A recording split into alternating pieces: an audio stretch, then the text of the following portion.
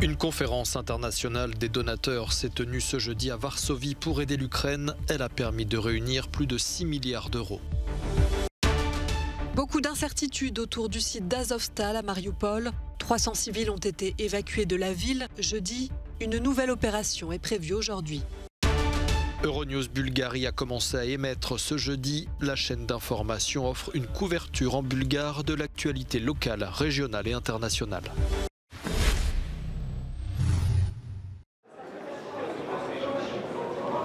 Une conférence internationale des donateurs s'est tenue ce jeudi à Varsovie pour aider l'Ukraine. Cette conférence, organisée par la Pologne et la Suède et à laquelle participait l'Union européenne, a permis de réunir plus de 6 milliards d'euros. Aujourd'hui, nous nous sommes réunis dans un but bien précis, soutenir le peuple courageux d'Ukraine. Les Ukrainiens qui se battent contre les agresseurs défendent leur liberté et nous les défendons. Nous sommes à la 10e semaine de l'invasion brutale de la Russie. 10 semaines au cours desquelles l'Union européenne a fermement soutenu l'Ukraine. Juste avant l'ouverture de la conférence, le président ukrainien a annoncé le lancement d'une plateforme de financement participatif en ligne pour notamment reconstruire les infrastructures du pays. Nous préparons déjà un plan de redressement à grande échelle pour l'Ukraine après la guerre et nous avons besoin d'un plan stratégique de soutien international qui serait un équivalent moderne du plan Marshall. Nous avons besoin d'argent, de technologie, d'expertise et de possibilités de croissance pour revenir à une vie sûre, à la modernisation et au développement social. Lors de la conférence des donateurs à laquelle il a participé par visio, le président Zelensky a appelé Bruxelles à accorder immédiatement à l'Ukraine le statut de candidat à l'Union européenne. Selon lui, l'adhésion de l'Ukraine doit être la réalité absolue, pas seulement une promesse ou une perspective. À Mariupol, la Russie continue à pilonner le site industriel d'Azovstal, dénonce l'Ukraine. Le ministre de la Défense russe avait pourtant annoncé une trêve de 3 jours, le temps d'évacuer des civils. Le Kremlin affirme de son côté que les couloirs humanitaires fonctionnent, que le cessez-le-feu est respecté des deux côtés. Vladimir Poutine appelle les combattants ukrainiens retranchés dans l'usine à se rendre. Le gouvernement de Kiev refuse cette hypothèse. À Mariupol, à Azovstal, la situation est critique. Les troupes russes bombardent Azovstal et tentent continuellement d'attaquer. Hier et durant la nuit, il y a eu des tentatives de la part des Russes pour entrer dans le complexe. Nos soldats ripostent héroïquement. La résistance en arrive à sa dernière balle, à ses dernières forces. Malgré le flou autour de la situation à Azovstal, une opération d'évacuation de civils a bien eu lieu ce jeudi. Environ 300 personnes ont été mises à l'abri et une nouvelle opération est en cours, coordonnée par les Nations Unies. C'est la deuxième tentative d'évacuation d'un certain nombre de civils de l'oblast de Mariupol et d'autres zones autour de cette ville portuaire. Aujourd'hui, nous sommes accompagnés de 11 bus remplis de civils, des femmes, des enfants et des personnes âgées qui recherchent un abri. Dans la ville complètement dévastée et occupée par les Russes, des opérations de déblaiement, de restauration et de nettoyage ont commencé. La ville doit être présentable à l'approche du 9 mai, le jour de la victoire. Moscou célèbre la victoire soviétique de 1945 contre le nazisme.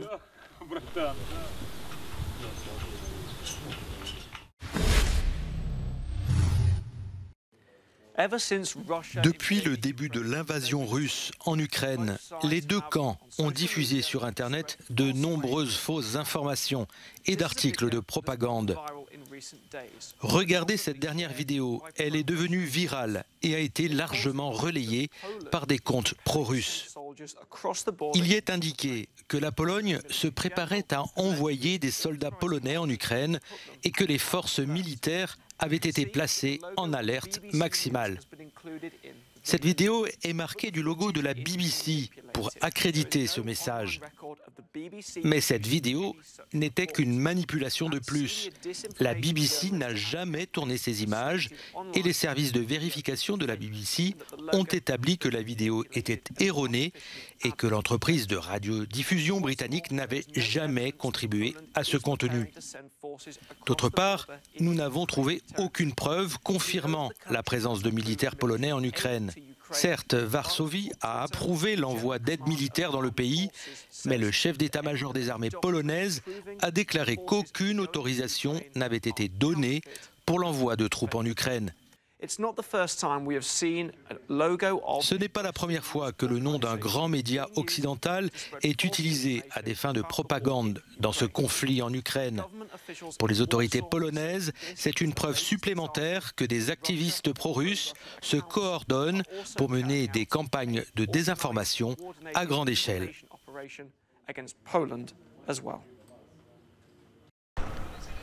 La Pologne refuse de payer son gaz en roubles. En conséquence, Moscou lui a fermé les robinets. Près de 50% du gaz naturel utilisé en Pologne est fourni par la Russie. Mais étant donné ses importantes réserves, pleines à près de 75%, et les sources alternatives de gaz, la Pologne espère s'extraire totalement de sa dépendance au gaz russe. Nous devions honorer le contrat d'approvisionnement Yamal et c'est pour cela que nous importions encore autant de gaz russe. Grâce à cette coupe, nous avons l'opportunité de chercher ailleurs notre gaz naturel. Et donc, avec le processus de diversification déjà prêt et un pourcentage record de gaz en stock, nous sommes tout à fait prêts à abandonner le gaz russe. Bien sûr, une certaine panique a fait grimper les prix du marché pendant plusieurs jours, mais c'est habituel dans notre secteur parce que les investisseurs ont toujours peur quand la Russie se met à perturber le marché du gaz.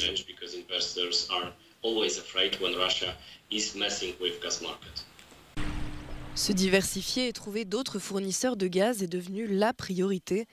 La Pologne s'est principalement concentrée sur l'ouverture du gazoduc Baltic Pipe, qui devrait acheminer du gaz depuis la Norvège. Nous avions déjà planifié d'être complètement indépendants d'ici la fin de l'année. Le Baltic Pipe sera complètement opérationnel à la fin de l'année. Il fournira 10 milliards de mètres cubes de gaz à la Pologne. Notre consommation actuelle est de 20 milliards de mètres cubes, donc en dehors de la Baltic Pipe, nous aurons notre propre production de 4 milliards. Et la capacité de nos terminaux à Świnoujście, qui est de 6 milliards, devrait suffire.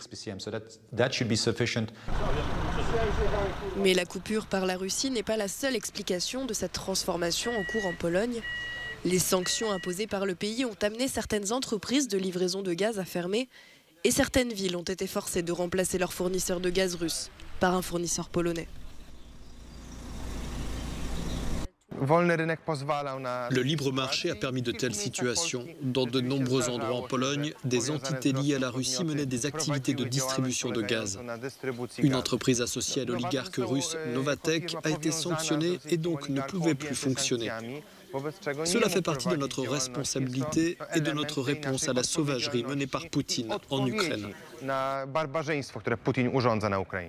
Au début de l'année, les Polonais ont vécu une importante hausse des prix de l'énergie, dont du gaz.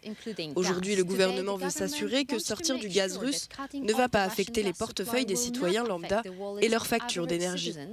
Il a ajouté que cette situation devrait permettre de sortir la stabilité énergétique des problématiques géopolitiques.